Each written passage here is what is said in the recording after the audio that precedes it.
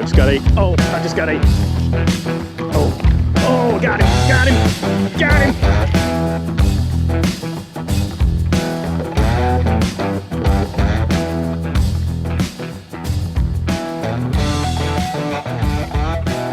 Good morning. Welcome to another episode of Salty Bottom Outdoors, y'all. It is 5:36 and I am on the beach of one of 2 barrier islands in South Louisiana that are accessible by truck. And when I say accessible by truck, I mean I got my truck stuck back there, but I'll deal with that later. I am officially out here on Elmer's Island. I've been up since 2:45 this morning. The sun is just peeking up over here. See Grand Isle off in the distance. We got all these oil rigs and Port Fourchon down that way. Which, if y'all aren't aware, Fourchon got absolutely wrecked by Hurricane Ida. So we're out here, May time frame, sometimes a little earlier, is when the trout get on the beaches from Grand Isle down to Fourchon, Timbalier, all that.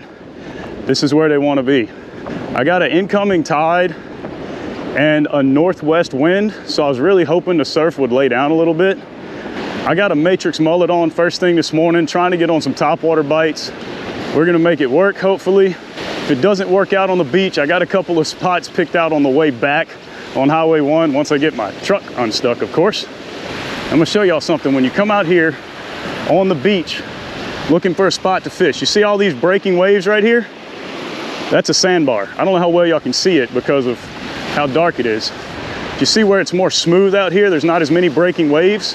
That means it's a little bit deeper over here. That's a trough. That's where you want to fish when you're fishing the beach. Lots and lots of seaweed on the beach today. Oh, and it's squishy and wet. It's a nasty sound. Oh God, it's so deep. It's like 2 feet deep. Good God. Oh, wow. That's a lot of seaweed. I don't know if I'm gonna be able to throw a topwater out here with all this seaweed. We're gonna try it though. There's so much grass. There's so much seaweed. It's like heavy. All right, so I only made a handful of casts out in the surf.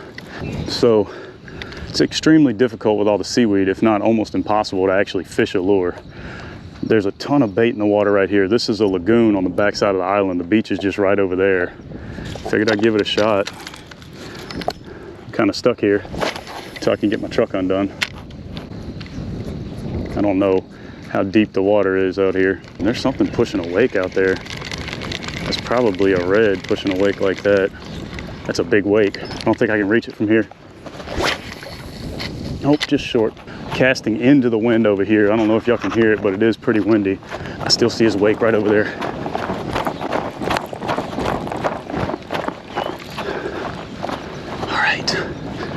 Let's see. I lost his wake. I don't know where he went. Whatever it was just spooked and took off that way hard. Ran right past my lure. Looks pretty shallow out there. I think I'm gonna make a move. Make one more cast along these mangroves. And if I don't get a blow up, then I'm on to the next spot. So if anyone is wondering, this tackle box, got it on Amazon. Really nice little setup. It holds 2 of the smaller Plano boxes. It's perfect for if you like to beach fish or just, you know, if you're a mobile fisherman, you don't stay in one spot. It's lightweight, single shoulder sling. I used it when I went fishing in South Florida. And it works great. You can have both hands free, carry one rod on my back. So this lure I'm switching to is an Evergreen Shower Blow. Evergreen SB 125, 125 millimeter bait. I actually picked it up after watching one of Devin Denman's video, which is Louisiana Fishing Blog. And he uses this bait a lot. I picked it up last fall and I did really well on topwater with it. Oh, big trout just swiped at it.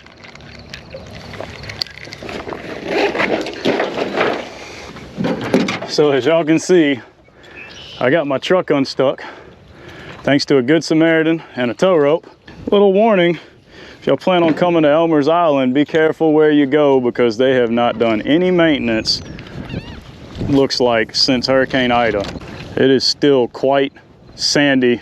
There's some pretty big drifts right at the end of the road where the parking lot for the beach is. I'm only gonna make a couple more casts at this spot before I move on. Had one little nibble on the cork right over here. That's it. That is not enough to keep me here. All right, guys, so I stopped on the side of the road here in a little ditch that's like 10 feet wide and threw a little 6-foot cast net. You see this little ditch right here? Full of bait. I got some mullet, got some croaker, got some shrimp, and I got some mud minnows. We're gonna head over to some of these bridges and try to fish some live bait on the bottom. I got a hot tip that the trout have been hitting croakers and stuff like that on the bottom off of these bridges. So we're gonna see if we can get on some. Y'all stick around. Y'all look at all the bait in the water. Little bitty minnows, but the bait out here is ridiculous. So what I got is I got a live croaker on the bottom rig, dropped straight down between the bridge pilings and the pipeline there. And out there I got a live shrimp underneath a cork. There he is. I was looking the other way, came back and the cork was down. Shaking his head, it feels like a trout, itty bitty trout. Tiny little guy. Little 10-inch trout or so. See you, buddy. Oh my God. Almost yanked the rod out of my hand. How did I miss that fish?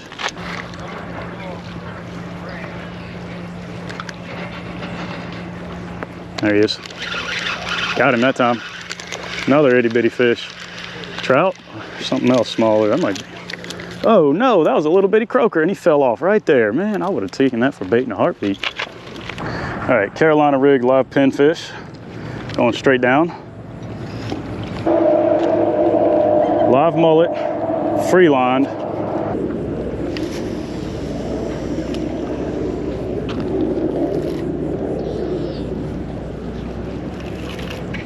Oh my God, I just got 8. Oh, I just got 8. Oh, what is it? What is it? Is that a nice trout? I think that's a nice trout. No, no, no, no. Crap. All right, all right, all right, all right. Go back that way, go back that way. All right, there we go. Nope, still, yep, it's a nice trout. It's a nice trout, it's a nice trout. He's on the pipeline. He's on the pipeline. Oh crap, come on. Come this way. Yep, that's a nice trout. That'll keep. There we go. Free line live mullet, decent trout. I am keeping a few fish today, so this one's going in the cooler, baby. Keeper number 1 in the box, 14, maybe 15-inch trout. So I literally just pulled up, hadn't even turned my camera on yet, just threw out the first line, live mullet on the bottom, and look at this. Look at this. First cast, it was out there all of 45 seconds. Oh no, and I lost him. Oh. Oh. Mullet just freaked out. Come on. Come on. That's another nice fish. See if I can actually land this one. Oh, that's a nice fish. That one might be bigger than the last one. That one might be a little bit bigger than the last one. I am fighting them in the current, so they feel pretty big. But that last one was not a bad fish. Oh, it's a gaff top. Dadgummit. Sliming up my line, you little bastard. Same spot. Right about there. All right, so what's going on is there's a big, huge bay back way over there, and it drains through here. I've got an incoming tide. You would think this would be falling. That's heading towards the Gulf, but this is actually an interior bay over here. So the water's funneling through here. You can see it rushing. Got good moving water. I got bait in the water. Got fish on 2 consecutive casts, even though one of them was definitely not the target species. Still mad at myself for missing that trout. So of course, my camera died right before I hooked a nice 16 or so inch speckled trout. So y'all see there's a current slick right here where that smoother water is, and there's a ball of bait fish right about where I'm throwing. So I'm throwing, it's landing, just see, I don't know if y'all could see it. They just scattered as soon as the bait hit the water. That's mullet. So I'm fishing live mullet under a bait ball of mullet. So while I'm waiting on my live bait rod to go off, 3/8 death grip jig head. Oh, that's something on it. There's something on it. Yep, there it is. Oh no, he came off. Oh no. Just knocked the microphone off my camera trying to set the hook. But I've got my bail open and I keep a finger on it. That way if I feel a good strike, I can let him take a little line. He won't feel that hook as easy. Because this is a circle hook, so I can let them take it a little bit and then come tight. Yep, he's on there. Yep. Hopefully this isn't a kitty.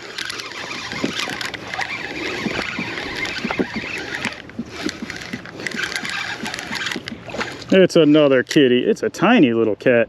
How did you choke that entire mullet down your freaking mouth? It's not a big one. First one in a while though. On a double rig. Hit the bottom one, lemon drop on the bottom. Chartreuse sparkle beetle on the top. Little guy. We're gonna let him go. See you, buddy. The bite was fast and furious for a little bit. It kind of died. Not a cat. Oh, he came up. That might be a trout. No, he ain't shaking his head. That's a daggum catfish, I bet. I don't know what that is. It's a crab. I was about to say, I knew something was on it, but it was fighting weird. All right, that was it. On to the next spot. Hell, there's still tide movement coming through here. I can see the current rolling. Apparently a good bit of structure out here. There's 1 cork, 2 cork, 3 cork, 4 corks that are out here. Just stuck on the bottom, floating around. Hopefully I don't make number 5. Just had a takedown. Completely missed the fish because I wasn't looking at my cork. I was telling myself this is the last cast and I'm about to get out of here, and it'd be like that sometimes. There he is. A little bitty guy. I don't think he's gonna make the box. No, he's not gonna make the box, but there's trout in here. It's a little male. Hear him grunting. Oh, he was so good, he wasn't going nowhere. Where you going? Nowhere. Oh no! This is your own damn fault. I was trying to put you back in the water. What are you doing, man? 3 casts, 2 takedowns, 1 hookup. I might stay here a little bit longer. Huh.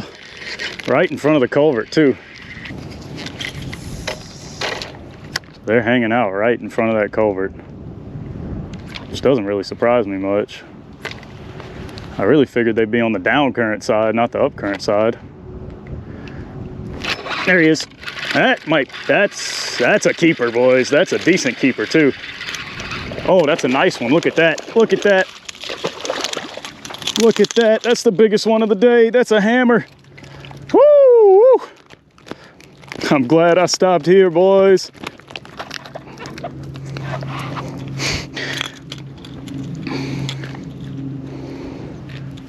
Hooked in the tongue. I don't know why you were thrashing around so much.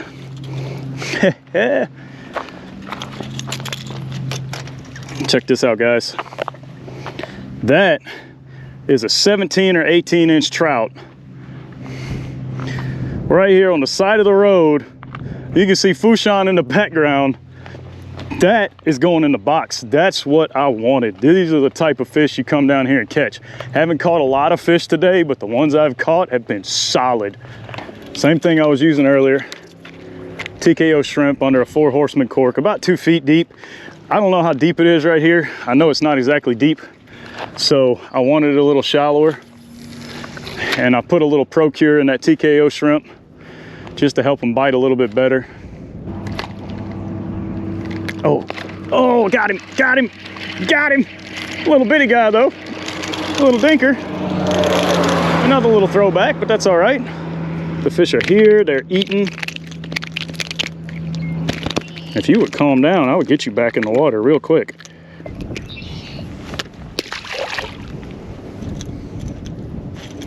These fish just don't understand that I just want to get them off the hook. Got him. Oh, my cork's tangled. Another little dinker trout. Once again, maybe a keeper, maybe. Oh, he choked it too. You gonna stop? You gonna stop? Thank you. Open your mouth. I'll take the hook out, put you back in the water, I promise. You're not what I'm looking for. See you, buddy. Yeah, check out the stone crab. See him just chilling right there? That's one of the bigger ones I've seen down here. I don't usually see some pretty small ones out here. It's turning into a pretty decent day. It was a struggle. I was on a struggle bus this morning. Not gonna lie, I got my truck stuck, lost a whole bunch of tackle, kept missing fish, got stabbed by a catfish. I'm not wearing them out by any stretch. They're not all great keepers, but come on. He followed it right up there, man. I hope y'all could see that in the camera. I could see the fish freaking out when he was running away from it after he threw it. Can't get a great cast in because I'm casting against the wind. I'd really like to be able to get my cork right up here where it bottlenecks. You see where it sort of comes together. You can see a little bit of current movement up there. I just got a takedown. Double takedown. Come on back for it. Is that bird stuck? I kind of feel like that bird might be, I don't know if he's trapped in something. I'm gonna have to go check on him, see if I can free him. I don't know if I'll be able to get close enough to him. There's so much trash out here. He might just be stuck on some old fishing line that somebody left. These people have no respect, man. Oh. Maybe not. You not stuck? I thought you was dying, big dog. I got close and he was like, yeah, I'm good. Unless he was stuck and he just happened to get off as soon as I walked up. Hey guys, thanks for sticking around after the video. So I was actually planning on fishing another spot that day, but when I got there, there was already several people there and it was a fairly small spot, so I wound up calling it a day. Wound up only keeping 3 fish, caught a decent amount of fish, had a good time, even though I had some trouble. I got my truck stuck, I lost a bunch of tackle. Hey, it was one of those days, but that's the way it goes. So it dawned on me while I was cleaning out my garage that some of y'all might be curious about the bait well that I used in this video. So I'm gonna show y'all how to make a very effective bait well for very inexpensive. I feel that it works a lot better than the little buckets, keeps the bait alive longer. Y'all check it out right quick.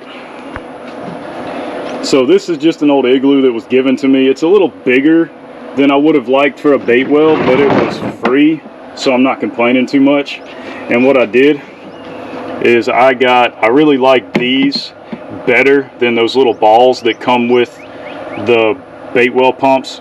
These put out a lot more bubbles and I feel like they keep the bait alive a lot longer. And I just drilled a hole in the back, fed the tube through the hole and sealed it inside and out with some silicone. That's just regular old 100% silicone. And then I've got my bait well pump mounted on the back here. All this is a twisted up piece of metal coat hanger and 2 screws, and it's perfect for hanging these bait well pumps on. Also, here's a little life hack. I learned this from a guide that I went fishing with not that long ago. It's getting to be summer in Louisiana, and one of the biggest problems with bait wells is they get hot and the bait's gonna die. Hot water doesn't hold oxygen as well as cold water. So I have several Gatorade bottles that I keep in the freezer. It's just frozen water in them, and I'll throw them in the cooler. And when the sun comes up and it starts to get warm in there, I throw a bottle or 2 in my live well or my bait well. Throwing a couple of frozen water bottles in the live well or the bait well is gonna keep your bait lively for longer. You pay for live bait, or you put in the work to catch live bait, you want it to perform well, so you want it to stay alive. So it's just a couple little tips to help y'all out next time y'all try to go fishing. Thanks for sticking around. Hope y'all enjoyed this video. Please remember to hit that like and subscribe button down below, and I will see y'all next time here on Salty Bottom Outdoors.